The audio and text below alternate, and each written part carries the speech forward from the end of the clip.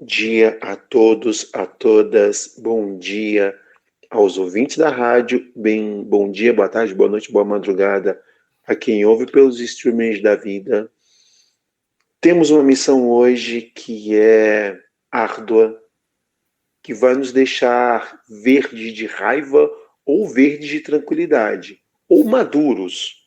Aí vai depender muito do seu ponto de vista. Eu prefiro maduros. É melhor. Nós temos o nosso fã de séries, Zé Paulo. Opa, oi. De volta aí para mais uma.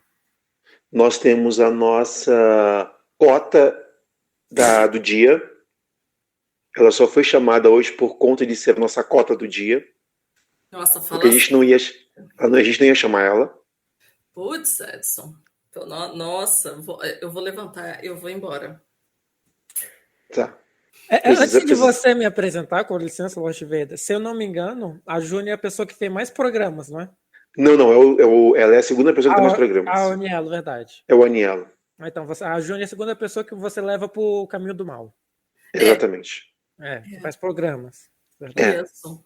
Isso, e agora a cota, né? Agora eu sou Agora eu virei cota. Não, porque assim, neste programa de hoje nós temos 3 cotas. Não, 2 cotas. Nós temos 2 cotas. 2 cotas. Nós temos a cota dos negros, que sou eu, a cota das mulheres, que é a Juni, e temos 2 brancos como seres majoritários do Brasil. Quem que é branco aí, filho? Você e o Samuel. Cara, eu no máximo sou pardo. Tá bom, então você vai fazer parte da cota dos pardos, e o Samuel é o único homem. Não, eu achei que você ia dividir a cota assim, no sentido de a Juni e a gente, eu, você e o Sam, que a gente fez todos os programas de séries da Disney Plus, né? Ou teve algum que eu não gravei? Eu acho que a gente fez todos. Todos. Eu e o Sam. Sim. Fez todos. Tá bom, gente. Sim, fala, Samuel. Fala aí, gente. Eu tô de volta aqui na cota. Fala, Sam. Se for assim, eu faço parte da cota dos indígenas, de ter traço indígena e sangue indígena. Terceira geração. Terceira. Não. Tá. Quarta. Então, gente, hoje o programa tá cheio de cotas para todos os lados. Ai, meu Deus do céu, não. E vamos lá. She-Hulk. Tirar dos quadrinhos, mudaram muita coisa da origem da personagem, em primeiro lugar. É uma personagem que já passou por muitas idas e vindas. Nos quadrinhos já foi modificada ao extremo. Já fez parte do Quarteto Fantástico, já fez parte dos Vingadores, e hoje ela voltou a fazer parte dos Vingadores, né? Se bem que a grande piada da Marvel é quem não é Vingador. Mas o seriado She-Hulk vem trazendo certas peculiaridades que até então a Marvel não tinha feito. Ou, por outro lado, ela vem repetindo fatores, repetindo ideias que já está virando a fórmula Marvel de ser seriado. Então, no programa de hoje, nós vamos debater sobre este assunto para lá de complicado. Eu acho que é um pouquinho complicado o programa de hoje. Mas, em primeiro lugar, eu não vou falar do Samuel e nem do Edson, porque as expectativas eram abaixo de 0. Juni e Zé Paulo, as suas expectativas antes do seriado começar, você consegue se lembrar disso? Antes do seriado? Começar? Uhum. Cara, eu não tinha muita expectativa não, porque eu não conhecia muito a história da She-Hulk, não. Então, eu só olhei e falei assim, opa, tem uma série aqui. E comecei a assistir. Zé. Então, eu tinha alguma expectativa, né? Eu já tinha visto alguns promocionais, já tinha visto que eles iam abordar muito essa fase mais recente, entre aspas, recente, né? Que é bem 2000 e alguma coisa. A gente estava falando antes de começar a gravar, não vou lembrar a data ao certo, que é muito esse ponto onde eles exploram a She-Hulk como um personagem para quebrar a quarta parede. Então eu já tinha muito essa noção de que eles iam trabalhar um pouco disso. E como o Hulk é um problema por direitos para a Marvel, né, que eles ainda não recuperaram todo o direito do Hulk, eles têm aquela questão do direito de distribuição, e a gente está vendo assim, essa passagem de bastão, né, que está rolando do cast inicial da Marvel para tipo uma segunda geração. Eu já estava meio que visualizando que essa série seria a passagem de bastão do Banner para ela. O que, não sei, né? Não sei se foi, não sei se não foi, né? Mas, assim, eu esperava uma outra... Eu confesso que eu esperava uma outra coisa do que ela foi. Mas as suas expectativas eram boas ou ruins? Não. Olha, com raríssimas exceções, incluindo os 2 primeiros filmes do Thor, eu sou daquela galera que acredita que não existe material ruim da Marvel, sabe?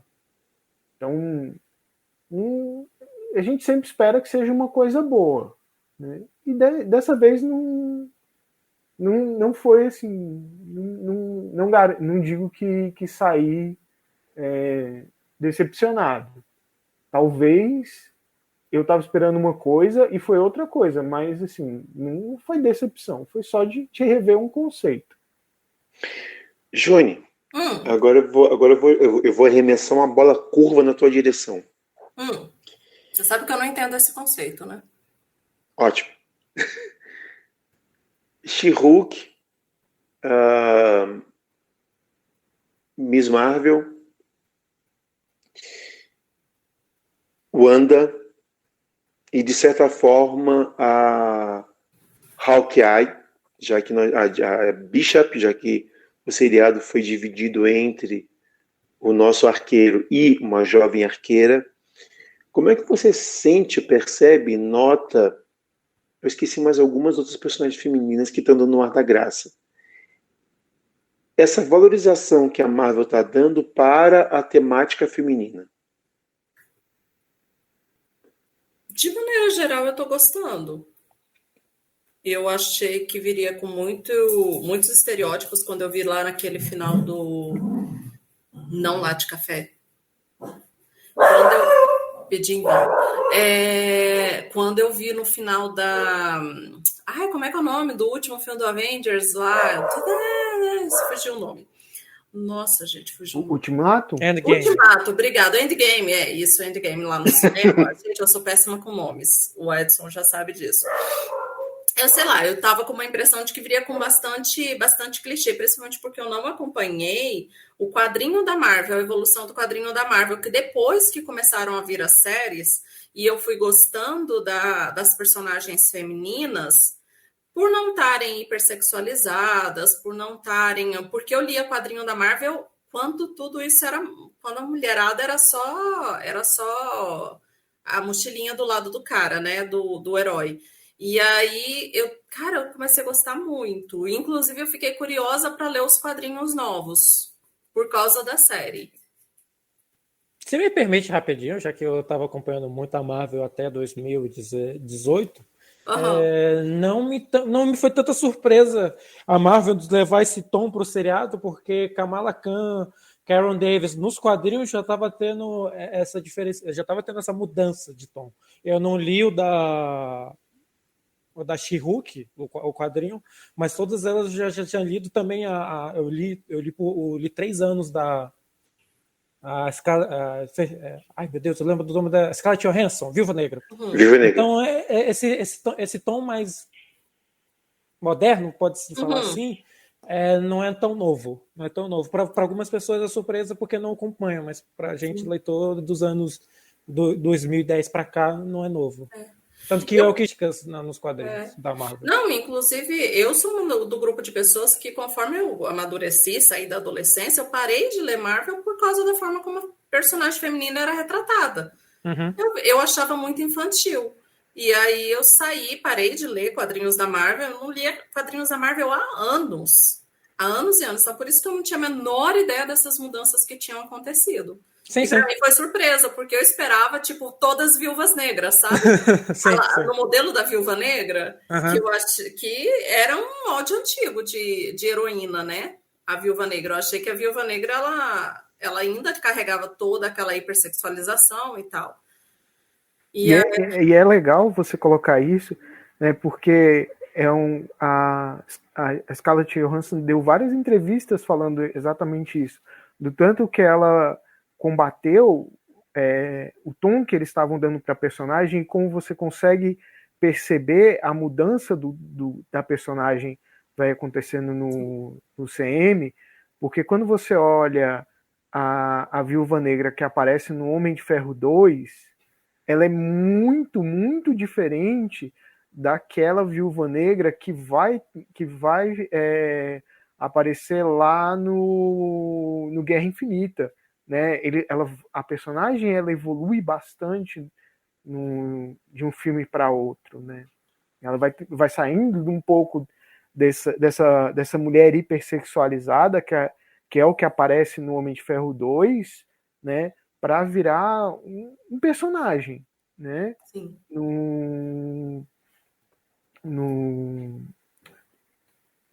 Ali depois do Guerra Civil, que ela vai começando a virar meio que isso aí, um personagem, uma pessoa, assim, não só, né, a mochilinha do herói. Sim, sim. Até o uniforme dela vai mudando. A gente pensa que não, mas até o uniforme dela vai mudando, o decote, ela perde aquele decotão, que no primeiro filme que ela aparece, ela tá com um decote que vai quase no umbigo, né? E a gente que é mulher, a gente sempre olha uma coisa dessa e fica pensando, nossa, nenhuma mulher lutaria com um decote no umbigo. Não faz o menor sentido. E né? Se eu não me engano, no Soldado Invernal, ela ainda tem um decotezinho. Sim, mas você vê que vai ser menor. É bem menor. Porque no Invernal ela tá grávida. Aí eles usam muito truque de câmera para o povo não perceber que ela tá gravando as cenas grávidas. Isso, mas isso são coisas que às vezes para os homens passam em branco, até porque muitas vezes agrada o olhar, né? Mas para a gente que é mulher, a gente olha e fala assim, nossa, não faz o menor sentido, vou lutar de salto alto. A Feiticeira Escarlate, o uniforme dela é ridiculamente sexualizado. Então, assim, foi muito legal. Eu gostei muito, então, assim, essa evolução. E eu tô gostando muito da forma como tá sendo abordado.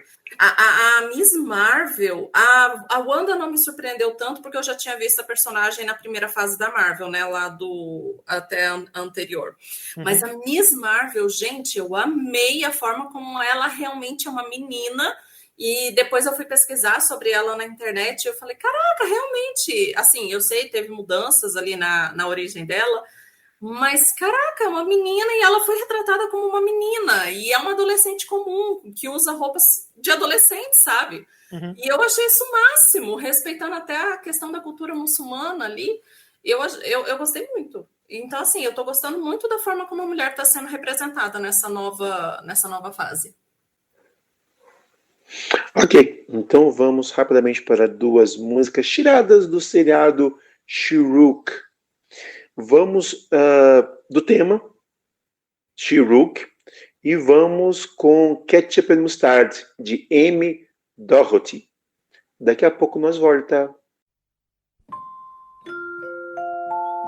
Você sabia que é com a certidão de nascimento que a criança pode se matricular na escola e ter atendimento médico nos postos de saúde e hospitais? E que é com a certidão de nascimento da criança que os pais podem participar de programas como o Bolsa Família e podem ter direito a outros auxílios sociais?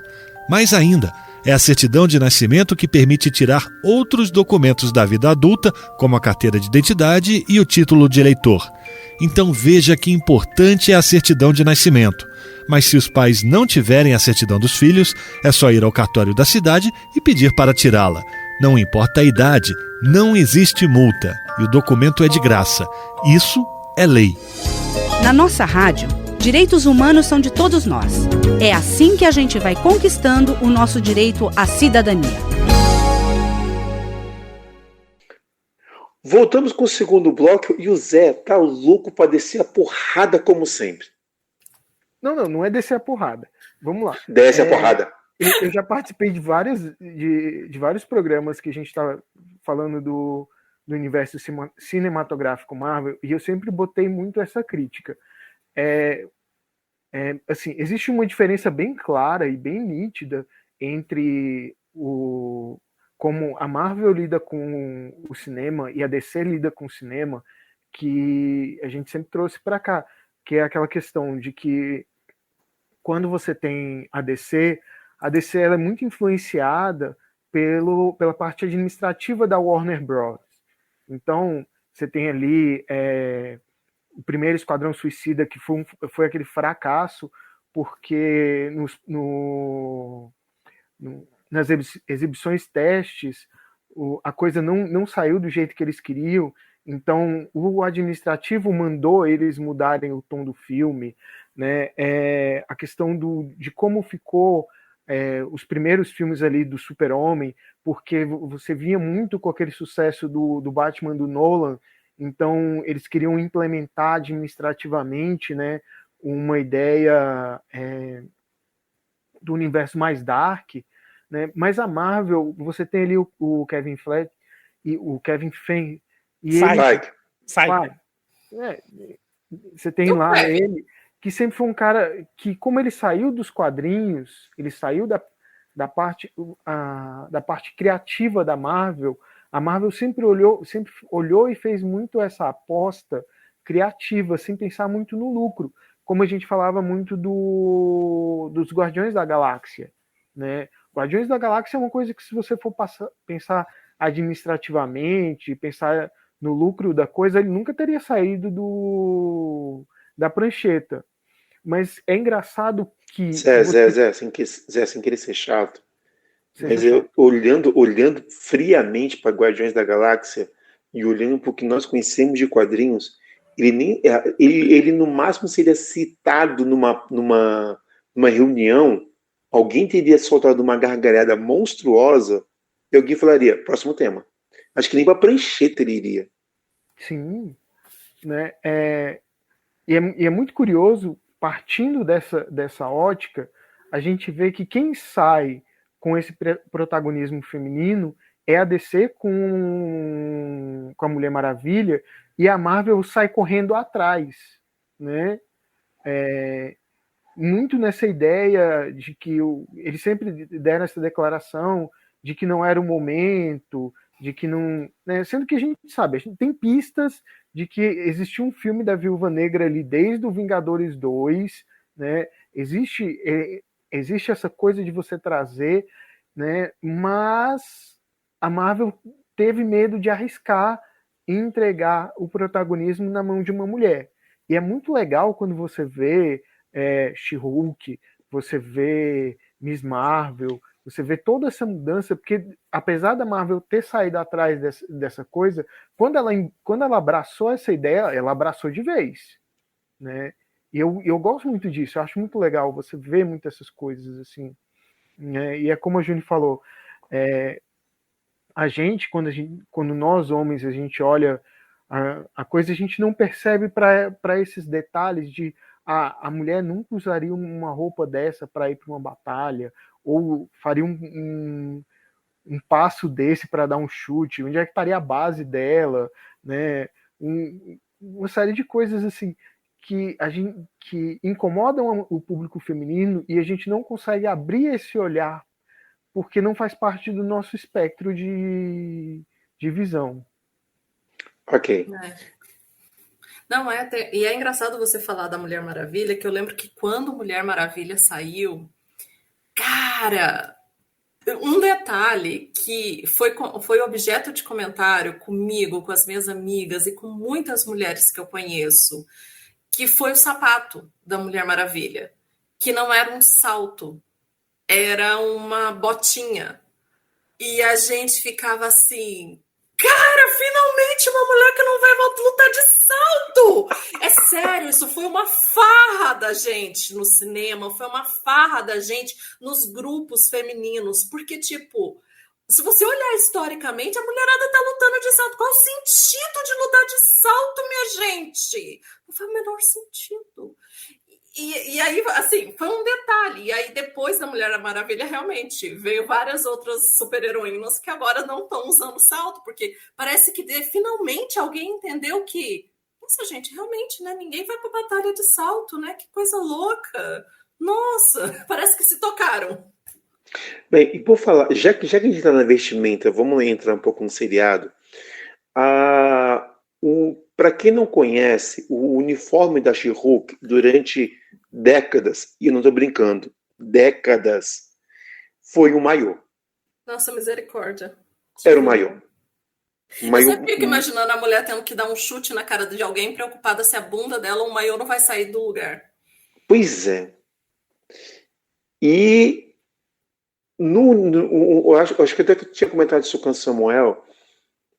Eu acho que eu comentei com você, Sam, de que o uniforme é dado para ela. E o uniforme que deram foi exatamente o uniforme atual. Isso que eu ia falar, é o uniforme atual, não é? É o uniforme atual. É o uniforme atual. Que tá longe do maiôzão. O legal é que nem deram opção de falar, olha, o que você prefere, esse ou esse? Não, já fizeram o uniforme para ela, já pensando assim, olha, é o teu uniforme. E pronto, morreu, acabou, ninguém comenta nada sobre uniformes antigos. Tem muito a ver com essa visão que a gente está tendo nos últimos anos. E o seriado, ele vem trazendo muito isso. A perspectiva feminina dentro do seriado é muito próxima. Uma das coisas que eu achei muito legal foi da discussão da Jane com o Bruce, é quando ela diz, eu não quero ser uma heroína, eu não quero ser uma salvadora do mundo.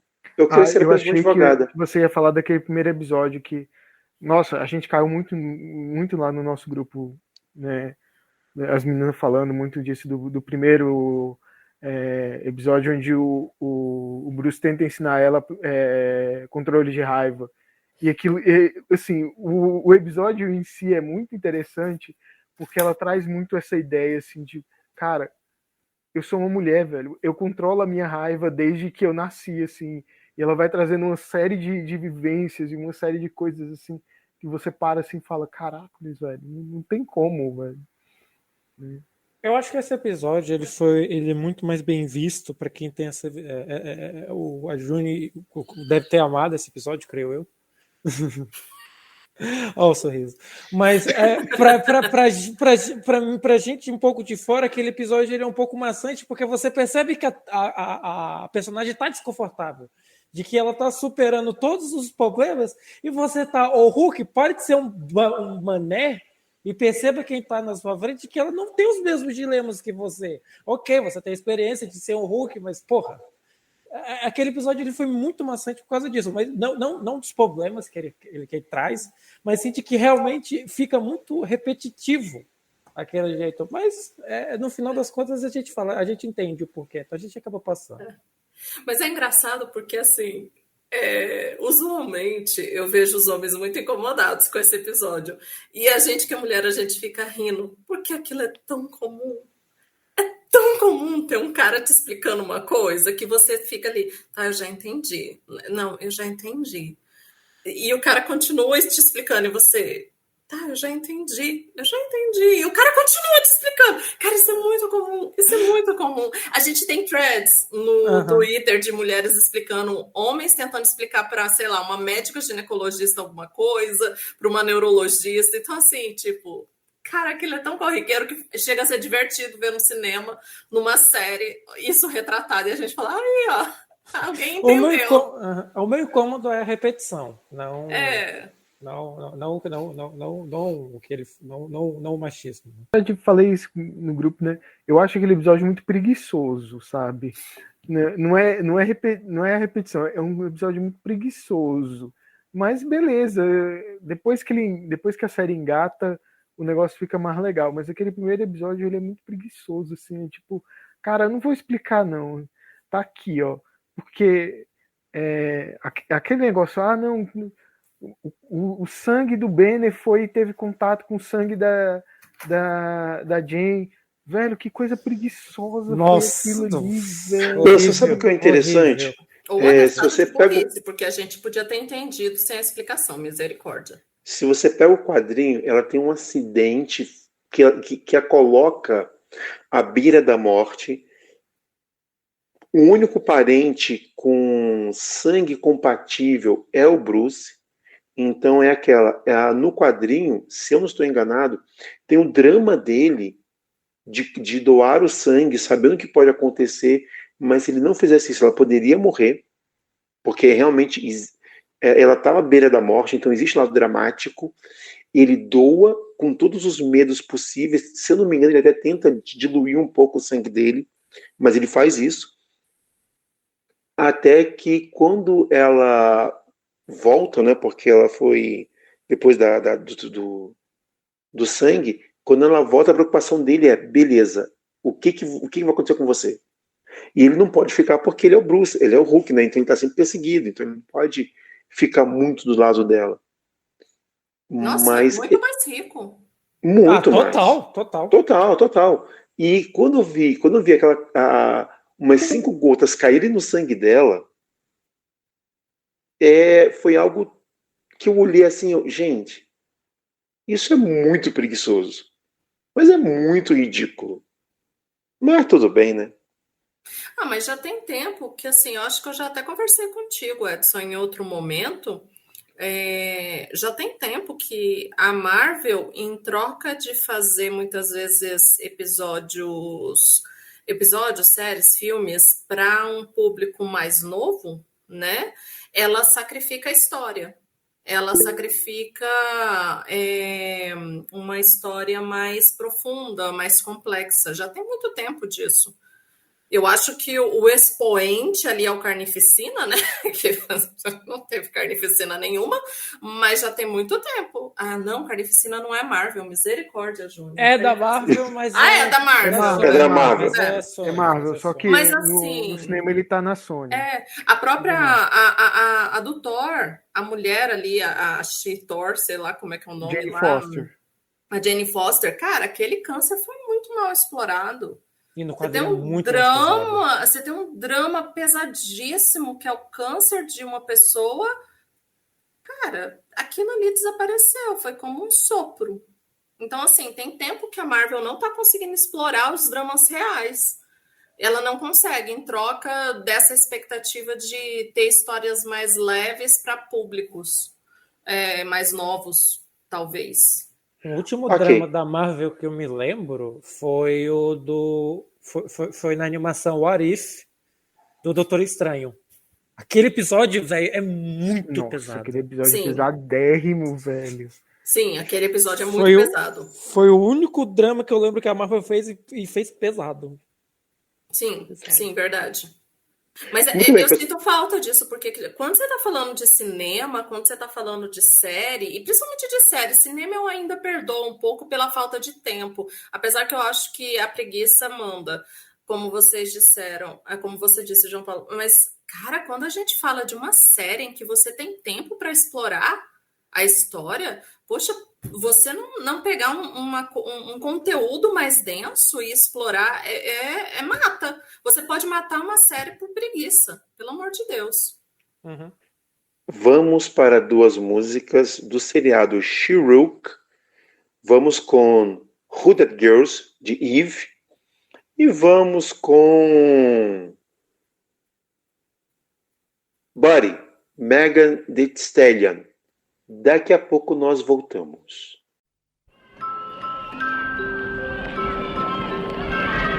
Quando uma criança nasce, todos temos que cuidar para que os direitos dela sejam respeitados. E tudo começa com a certidão de nascimento. O ideal é que logo depois de nascer, os pais compareçam ao cartório da cidade para tirar a certidão de nascimento. Ela é de graça, garantida por lei.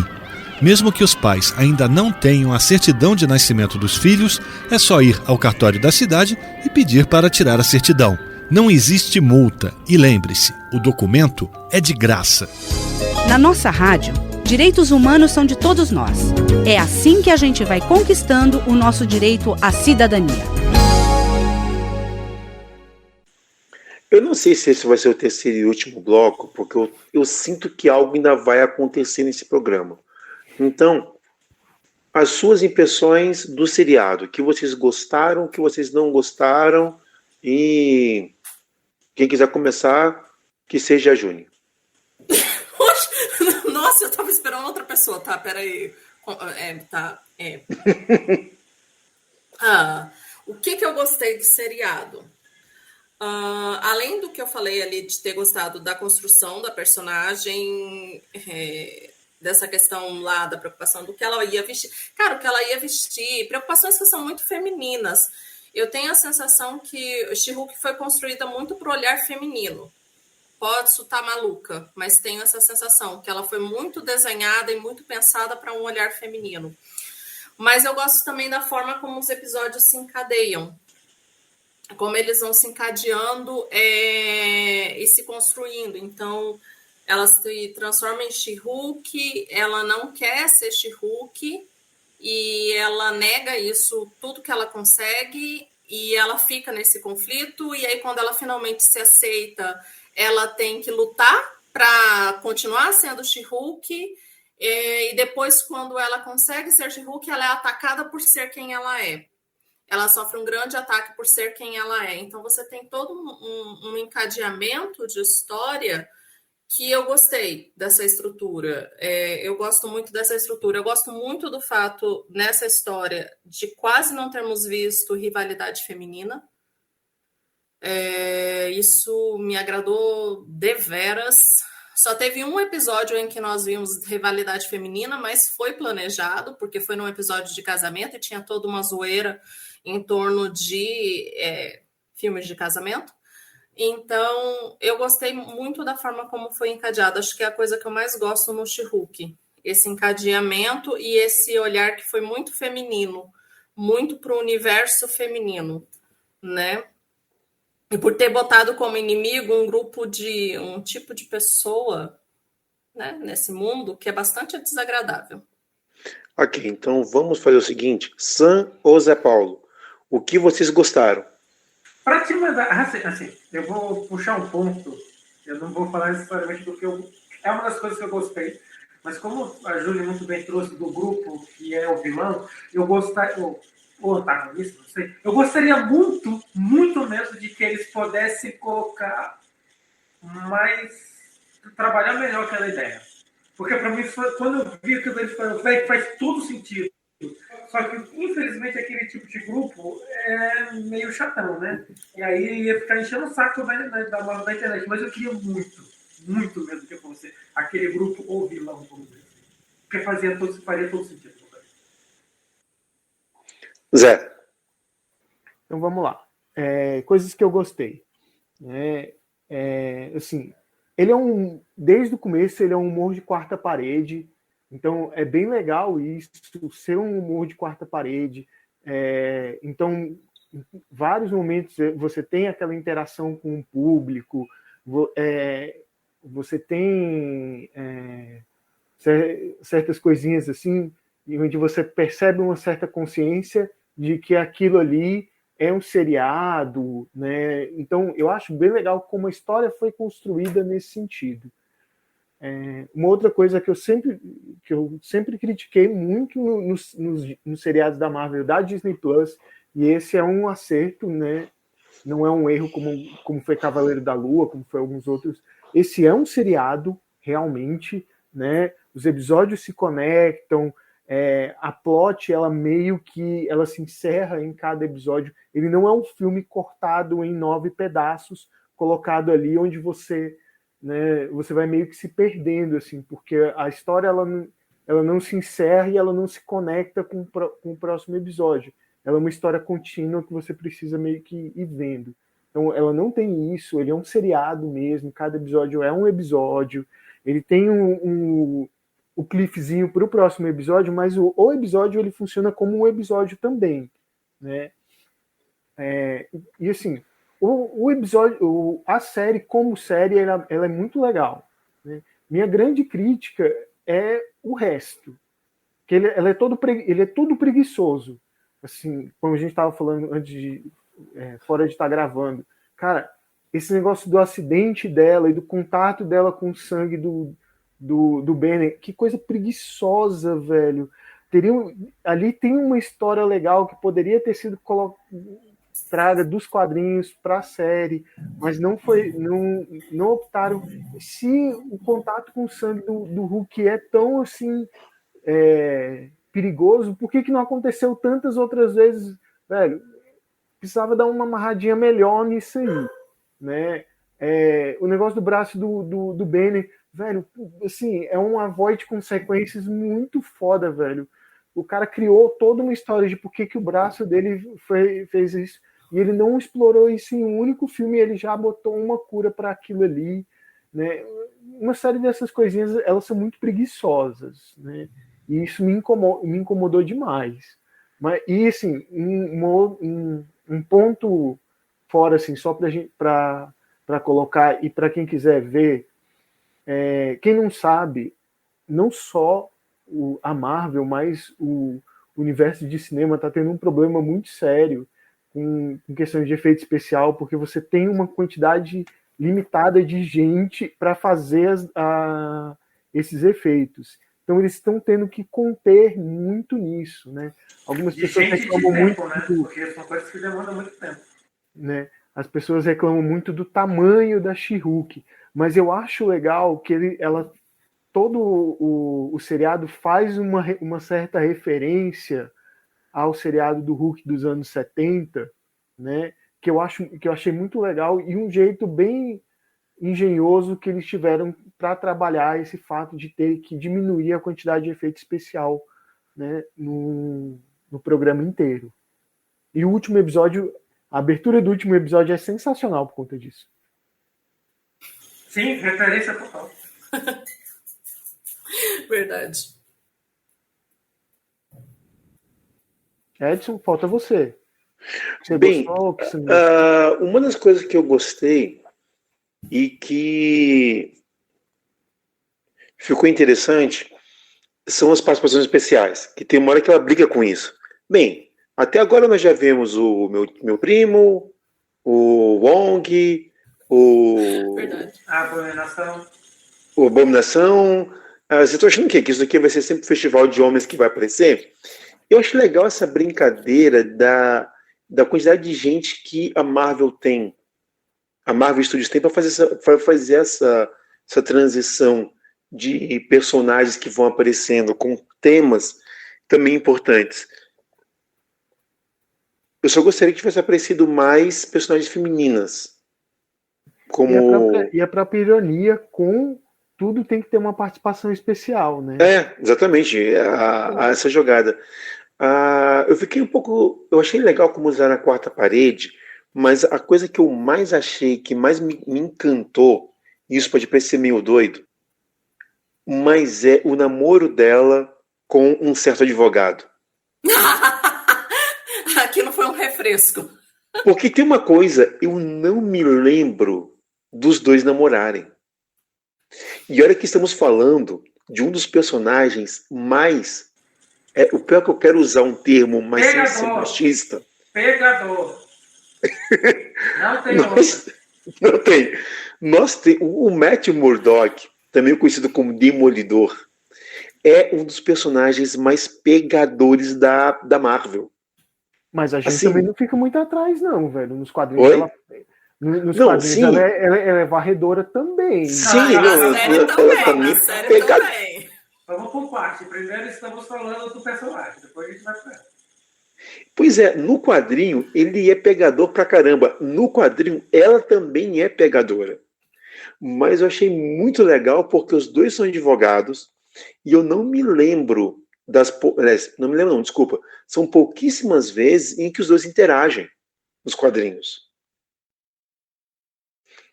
E o fato dos dois se interagirem no seriado, de estarem juntos, eu achei aquilo ali muito legal. Pra quem não viu a série, agora deu um spoiler. Ai, gente. Mas você sabe. Mas é um spoiler que é propaganda da série, inclusive. A participação dele faz parte da propaganda da série, desde o primeiro Verdade. momento. É propaganda Sim, Júnior. da série dele, inclusive a mudança de uniforme e tudo, né? Não, eu só ia dizer que parece que o pessoal do Demolidor não curtiu, né? Os fãs de carteirinha. Não, os fãs de carteirinha vão reclamar, porque ele não tá um Matthew Murdock de drama, sofrimento, agonia e de ver sua namorada morrendo. Sim. Mais uma, né? Pelo amor de Deus. Mais uma. O povo adora matar mulher. Pois é, as dele principalmente. Nossa Senhora. Então assim, gente, uma coisa que vocês não gostaram. O Zé já falou a dele, então vai ficar só com a Juni, o Sam e eu. Juni, uma coisa que te irritou assim no ponto de falar, eu quase larguei isso. Ao ponto de eu quase larguei. Cara, não teve assim um momento eu quase larguei a série. Tá, então só uma coisa que você não gostou mesmo. Ai, obrigada. Bom, que eu não gostei muito, a gente chegou a ter essa discussão, eu só não gostei, não é que eu não gostei, a gente chegou a falar que, não, a gente não falou aqui ao vivo, foi a mudança de tom que eu entendo, mas eu não gostei no último episódio. Eu entendo porque ela aconteceu, eu entendo todo o roteiro que foi sendo construído, então a gente comentou, né, aquela comédia pastelão, aí depois aquela comédia lá no episódio 7, 8 de aquele humor americano, que é um humor bem depreciativo para as outras pessoas, né, de humilhar tal as pessoas, e você tem aquele último episódio em que você tem uma mudança de tom novamente. Eu não gostei disso no último episódio, os outros não me incomodaram. No último episódio eu não gostei. Eu não gostei da forma como o último episódio também se resolve, porque depois da conversa do Kevin, ela não volta para viver o final do episódio, né? Isso também me incomoda um pouco. Então, são duas coisas que me incomodaram no episódio, mas foram no último, que eu entendo porque aconteceu. Eu tenho minha teoria de por que isso aconteceu, e que isso está encadeado com a história, mas eu não gosto de como aconteceu, porque eu acho que em série isso não funciona. É uma coisa que eu já tinha criticado naquela série da Netflix, do Sonhar. Sério? As mudanças de tom. Eu já tinha criticado isso na do Sonhar, que, novamente, no quadrinho funciona muito bem, mas que quando eles tentaram transferir essa mudança de tom para uma série, não ficou legal.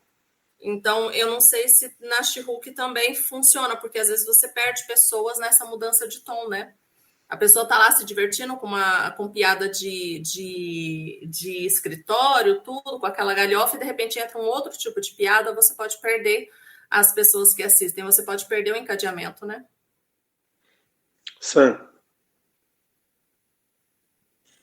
Para mim é o primeiro episódio mesmo. O primeiro episódio para mim foi muito tediante, tanto que até eu tinha falado pro Lord Vader de me perguntar pro Zé Paulo, a gente vai realmente querer continuar vendo isso? Aí a gente, vamos logo o sofrimento, e acabamos vendo, mas o primeiro episódio para mim ele é bem chatinho. Como eu falei, não é, eu entendo a crítica, mas ela é muito repetitiva, e aí fica meio chatão. É só isso mesmo. Acho que foi a única coisa. O último episódio também não curti muito, mas a maioria da série foi mais legalzinho. O legal é que nós tivemos a mesma impressão. Se você tirar a primeira e o primeiro episódio, o último episódio, a série é legal. Tanto que o que nos ganhou não foi o primeiro episódio. O primeiro episódio a gente estava vendo assim.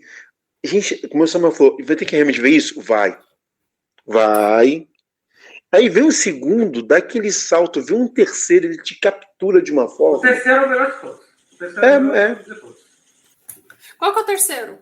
É quando ela vai defender o Abominável. Ela vai defender o Abominável e ela traz o Wong, que tem aquela menininha lá. Que... Tá. Aquele episódio ficou muito bom mesmo. Sim, aquele episódio é o melhor episódio da série, sinceramente. Tá. E é isso que destoa, assim, o primeiro e o último. Se você cortar eles, ou se você dá uma incrementada, para mim, eu acho que vale a pena. Se tivesse mantido a estrutura dos outros, a quebra da parede, eu achei muito legal nos momentos precisos em que ela faz isso, em que não é o tempo inteiro. Ela simplesmente para, olha e ela dá aquela olhada para trás, aquela olhada para o lado e diz, olha, isso vai acontecer assim, isso vai dar problema, isso vai ser legal, eu estou me divertindo fazendo isso. Eu acho essas quebras muito legais. São sutis, são rápidas, são gostosas de se ver. A sensação que eu tenho quando eu assisto essas quebras de parede, é Fleabag, porque eu acho que ela tem a mesma forma de estabelecer quebra de parede, com a mesma... Qual é a palavra que eu posso dizer? Mas, sabe, ela sabe o momento de quebrar a parede, de fazer isso bem feito. Ao contrário de um certo outro filme que eu assisti esses dias no Netflix, que é pavoroso e que quebra a parede muito mal. Não vou dizer o nome. Ok, gente. Mais alguma coisa?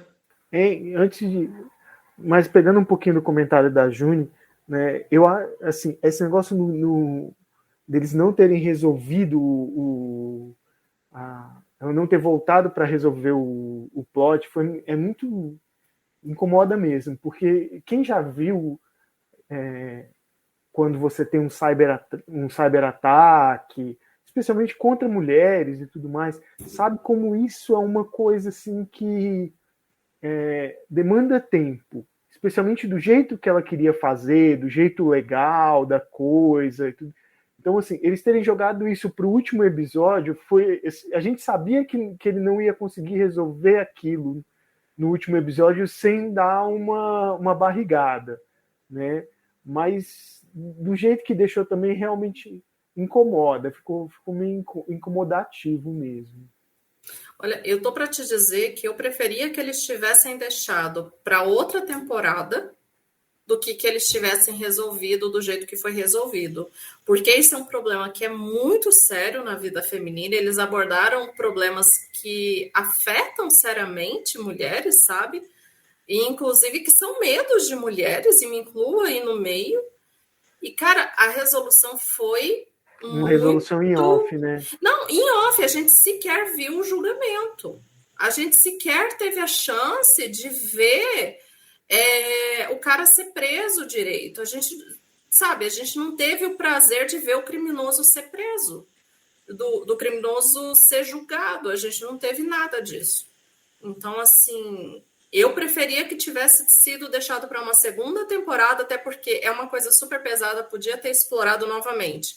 A Marvel não explorou, podia ter explorado as consequências disso para a vida da Jennifer, porque na vida real a gente sabe que são consequências pesadíssimas para a vida da mulher.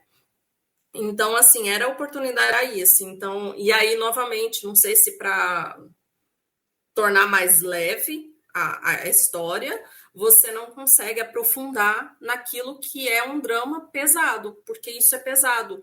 E a minha sensação é que quando a Marvel faz isso, pega uma coisa que é pesada e ela torna leve no cinema e na série, ela desvaloriza esse fenômeno, ao invés de valorizar como ela teoricamente está pretendendo ao mostrar que ele existe, sabe? Eu acho que ela causa um efeito contrário. Sim, eu acho que isso tem muito a ver com aquilo que eu falei. Eu acho que eles suavizaram para não deixar o grupo em questão chateadinho. Mas eu queria muito que eles tivessem pegado para aquilo. Mas sim. Mas esse grupo tá chateado desde que She-Hulk foi lançado, né? Porque... sei lá, desde Mulher Maravilha eles devem estar chateados. Se fala. Não, mas desde que She-Hulk foi lançado, por exemplo, aqueles comentários que a gente vê, acho que no segundo ou terceiro episódio, são prints da Marvel, das redes sociais da Marvel. Não são coisas criadas pra série. Pra série. Eu não vi, então... Aqueles comentários horrorosos que aparecem lá eu acho que no terceiro episódio. Aquilo foi printado da página do Instagram, se eu não me engano, da Marvel, de quando eles anunciaram que seria quando feita eles começaram a fazer a divulgação da série. Então, para você ter uma ideia de que esse grupo existe, que eles não precisaram criar aquilo. Eles tiraram. Mas era para justamente isso. Eu queria que eles pesassem a crítica para justamente bater esse problema. Exato. Isso que a gente está falando da Marvel, mas eu já vi, por exemplo, atrizes de Star Wars andam sofrendo pra caramba de relação e até um pouco não, né? Até xenofobia, porque tem uma atriz que ela tem traços chineses e ela sofre pra caramba. Porque ela fica, Star Wars, todo mundo tem que ser branco. Foda, velho. Vai, Vader. Muito bem. Muito bem. Eu vou encerrar nossa conversa desejando a todos um bom final de semana. Isso, na verdade, um bom final de semana, estamos no meio da semana. Desejando a todos um bom resto de semana, com um bom fim de semana. Se você ouve pelas internets da vida, ok? Mas antes disso tudo, Zé Paulo, seu tchau. Então, assim, obrigado de novo, né, pelo convite. Estamos sempre aí. Já falei, eu acho que antes da gente fechar esse ano, a gente deveria juntar, fazer um mesão, assim, aquele episódio bem tumultuado em que tem 50 pessoas falando ao mesmo tempo e não dá para entender nada, homenageando, né, esse grande ícone que a gente perdeu esse ano, que foi o Jorge Pérez, né, e vou te cobrar isso até o final desse ano, mas estamos sempre à disposição, né, os próximos programas aí, os próximos temas, né, adoro gravar contigo. Para quem está escutando, né, se você escutou até aqui, obrigado pela paciência, né, a gente é chato, mas a gente é legal, tá? E doido, muito doido. Sam. Olha que a gente criou juízo com o passar do tempo, que a gente era mais doido ainda. Juízo? Dizem que eu tenho. Sam, seu tchau. Batata. Juni. Tchauzinho, gente. Foi bom estar com vocês aqui de novo. Até a próxima. Vejo vocês qualquer dia, qualquer hora. Basta o Edson me convidar aqui. Fui. Continue com a programação da Rádio Utopia, continue com a sua vida, lembrando sempre que vai viver sua vida com segurança e responsabilidade. Até a próxima.